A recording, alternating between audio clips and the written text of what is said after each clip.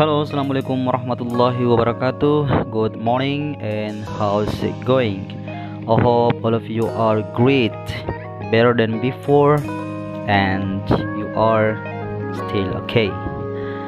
Oke, pada video hari ini kita akan membahas masih materi bahasa Inggris kelas 7, yaitu pada chapter 3 atau bab 3 dengan temanya masih what time is it, masih membahas tentang waktu, to tell the time. Dan hari ini kita akan membahas pada halaman 46 dan 47. Ayo, tidak usah berlama-lama, kita langsung saja menuju ke halaman 46.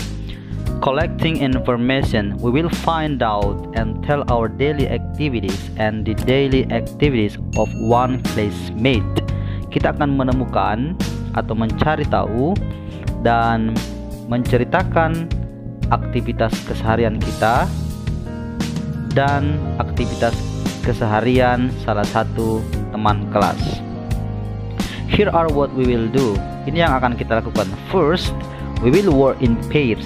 Kita akan bekerja dalam bentuk berpasangan. Second, we will interview each other to know what we usually do every day. Kedua, kita akan saling bertanya untuk mengetahui apa yang biasanya kita lakukan setiap hari. And the time we do each activity, dan waktu kapan kita melakukan aktivitas tersebut. Then we will put the information in the table. Lalu kemudian kita akan menempatkan atau menyimpan informasi itu ke dalam sebuah tabel. We will use a dictionary. Kita akan menggunakan sebuah kamus. We will spell the words and use the punctuation marks correctly. Kita akan menggunakan tanda baca dengan tepat, dengan benar. When we are writing, ketika kita sedang menulis, we will say the sentences loudly, clearly, and correctly. Kita akan menyatakan kalimatnya dengan suara lantang, jelas, dan tepat. If we have any problems, we will go to our teacher for help. Jika kita punya masalah, silahkan mengunjungi atau mendatangi gurunya untuk meminta pertolongan. Tapi pertolongannya tergantung ya. Just kidding. Oke, kita masuk pada bagian bawah di halaman 46. Sini ada tabel 2, ada you, dan ada your friend. You ini berarti tentang diri Anda, sedangkan your friend berarti tentang pasangan Anda atau pasangan kamu. Nah, you di sini ada tabel di bawah, time and activities. Time ini adalah jam berapa, activities itu adalah kegiatannya. Jadi kegiatan pada jam berapa, kemudian kegiatan itu kamu laksanakan. Sama dengan yang di samping ini ya, pada jam berapa, kemudian apa aktivitasnya. Oke, misalkan ini ada tabel yang ini ya, number 1 tentang kamu, you. Time-nya adalah 5 o'clock, jam 5. Activities-nya adalah wake up, berarti Anda bangun pada jam 5 atau pada jam 5 pagi. Aktivitas Anda adalah bangun. Kemudian teman Anda pada jam 4.30 dia bangun. Berarti sama-sama bangun, aktivitasnya cuman bedanya adalah di waktu. Dari mana kita dapatkan ini? Tentu dari saling bertanya antara kamu dengan teman kamu. Jadi informasi dari hasil pertanyaan itu Anda tuliskan di tabel ini ya, jamnya dan activitiesnya atau aktivitasnya. Oke, you got it? Anda paham kan? Oke, paham aja lah. Selanjutnya di halaman 47, collecting information, we will report our findings in good sentences. Kita akan menyampaikan penemuan kita ke dalam sebuah kalimat yang bagus ya. Jadi tadi itu setelah kita wawancara, data-data itu kemudian kita buatkan dalam kalimat. Jadi yang tabel tadi itu kita akan membuatkan dalam kalimat ya. Nah, setelah kalian mengerjakan tabel itu, maka kalian membuatnya ke dalam sebuah kalimat yang benar atau kalimat yang bagus. Here are what we will do. Ini yang akan kita lakukan. Kalian lah. First, We will study the example carefully. Kita akan mempelajari contohnya dengan hati-hati.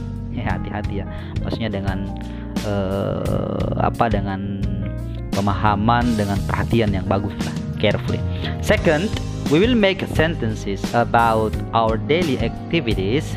Then we will handwrite it on our notebooks.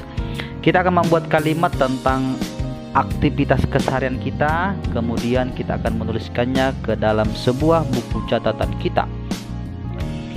Lo aja kali.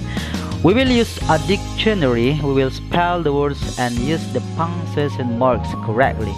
Kita akan menggunakan sebuah kamus, kita akan mengeja kata-katanya dan menggunakan tanda baca yang tepat.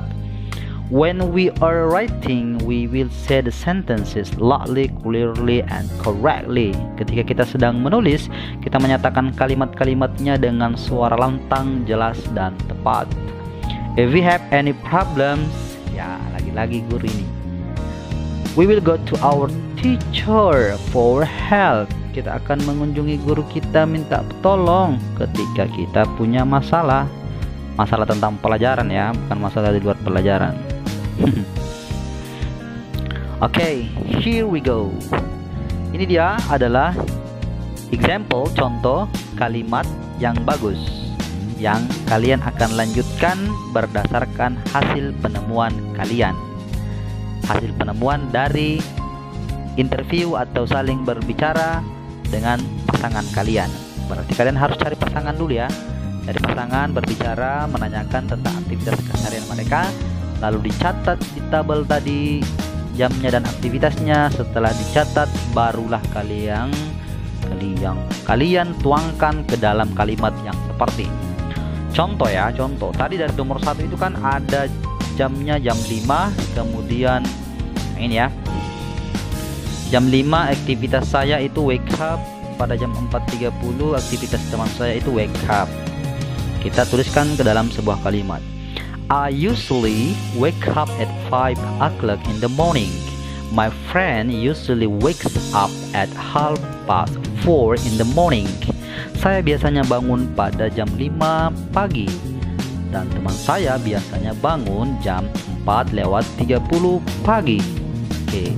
Selanjutnya, that's your job. Kerjakan dan boleh diulang-ulang videonya untuk memahami. Nah, untuk daily activity itu sebenarnya kita menggunakan rumus. Karena daily activity itu adalah keseharian yang kita lakukan, maka dalam bahasa Inggris itu kita menggunakan tenses simple present. Ya, simple present itu adalah salah satu tenses yang digunakan untuk menceritakan kejadian yang rutin kita lakukan atau setiap hari kita lakukan. Salah satunya itu. Nanti Pak Guru akan punya video tersendiri tentang membahas simple present. Tapi Pak Guru akan membahas simple present secara singkat dan jelas supaya kalian bisa menggunakannya dan mengerjakan tugasnya yang tadi Pak Guru sampaikan. Oke, simple present, apa sih rumusnya simple present? Here we go. Simple present itu punya rumus subject ditambah verb want atau verb want ditambah s atau is. Kenapa harus pakai atau verb one tambah s atau s? Itu tergantung subjek. Kenapa harus ada s atau is? Itu tergantung kata kerjanya. Oke, let's see. Nah, misalkan for example, I wake up. Nah, di sini I subjek, kemudian verb 1 wake. Kenapa tidak pakai verb yang ini? Karena subjeknya adalah I. Tidak perlu tambahan s atau is. I wake up at 5 o'clock in the morning. Saya bangun pagi jam 5. Saya bangun jam 5 pagi. Next, Edo wakes up. Wait. Edo di sini kenapa menggunakan s? Ya, karena Edo adalah subjek orang ketiga tunggal. Ya, jadi dia harus ditambahkan s kata kerjanya. Kenapa bukan es? Karena kata kerjanya sudah ada e, jadi tinggal ditambahkan s. Edo wakes up at 5 o'clock in the morning. Edo bangun jam 5 pagi. Okay? Do you got it? Do you understand what I say? Okay, semua pasti understand lah. Oke, saya kira itu saja untuk video pembelajaran kita hari ini. See you in the next video. And saya pamit undur diri. Assalamualaikum warahmatullahi wabarakatuh.